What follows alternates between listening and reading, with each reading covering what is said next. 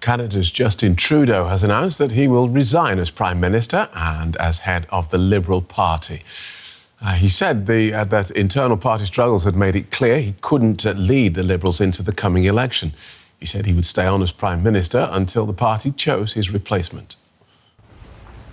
Even the elements weren't on Justin Trudeau's side as he came out to announce his resignation. I'll wing it. I intend to resign as party leader, as Prime Minister, after the party selects its next leader through a robust, nationwide, competitive process. This country deserves a real choice in the next election, and it has become clear to me that if I'm having to fight internal battles, I cannot be the best option in that election. Those internal battles suddenly became far too public for Trudeau last month when he tried to demote his then Finance Minister and longtime ally, Chrysta Freeland. She resigned instead, accusing the Prime Minister of pursuing political gimmicks rather than Canada's best interests.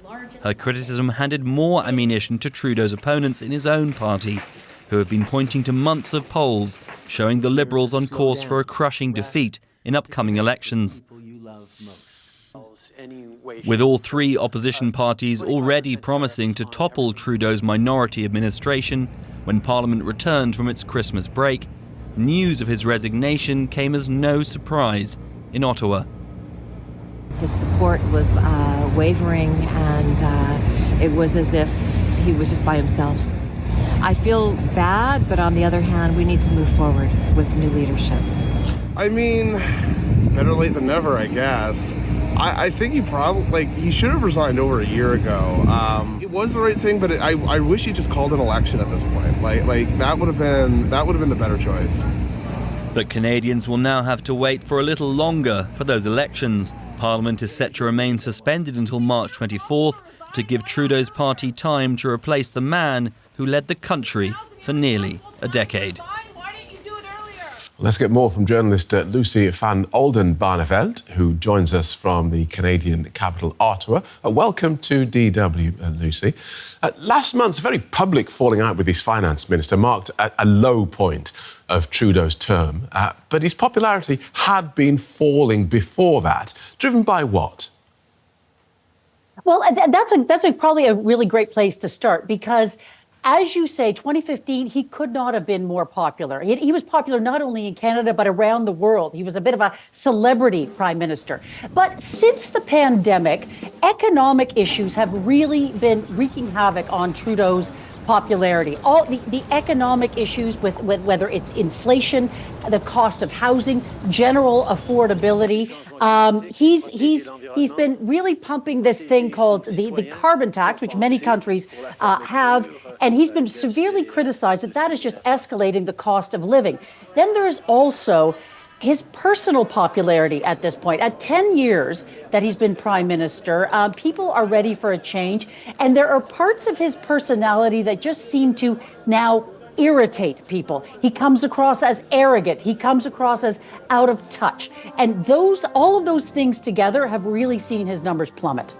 And there were growing calls for him to go from within his own party. So was that just a reaction to his falling popularity with the public, or was something else going on? Well, so what was happening is there were tiny voices before Chrysta Freeland's resignation calling for him to resign. But all indications were that he was going to stick it out until the next election, scheduled for next October. That could be a lot sooner. We can get to that.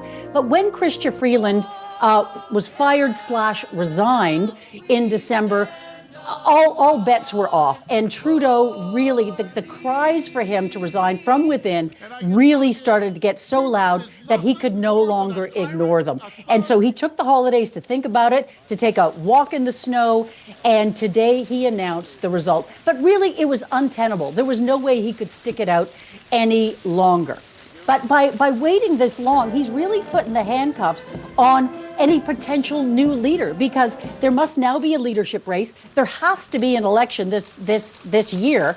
So it could likely be very soon after any Liberal and any new leader is chosen. So that leader will have to hit the ground running and will also be saddled with these low numbers, not only for Trudeau, but his Liberal Party.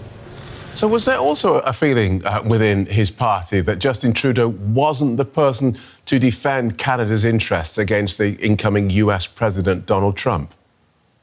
Yeah, I think that was less of a concern because you'll remember he was the prime minister when Trump was elected in 2016.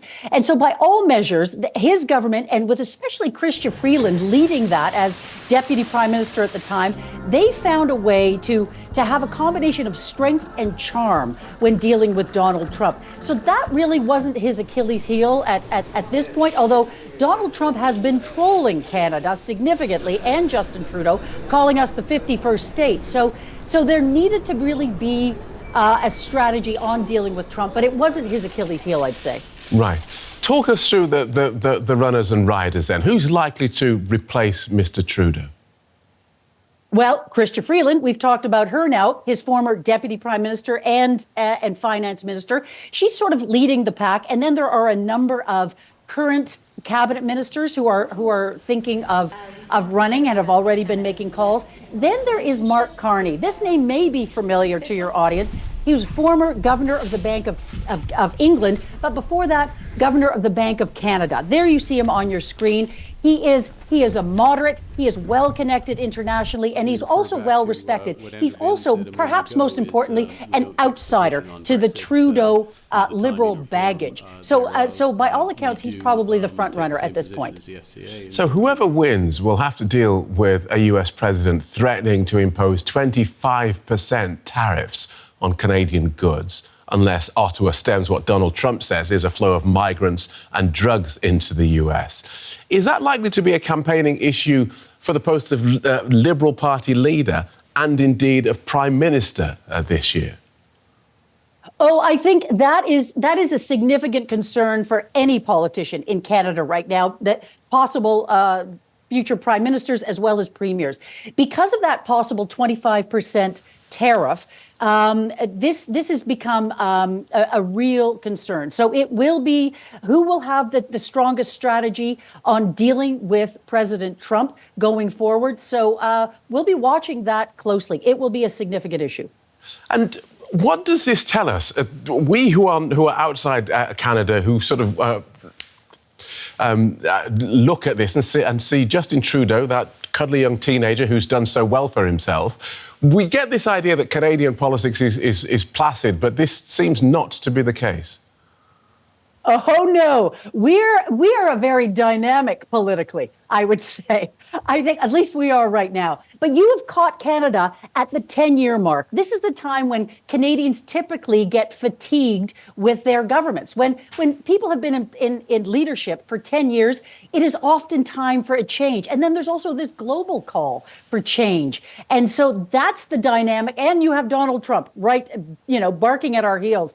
So this dynamic is making politics in Canada fascinating at the moment. So don't take your eye off us. All right, good talking to you. Thank you for talking us through that so clearly. Journalist Lucy van Oldenbarneveld in Ottawa. Thank you.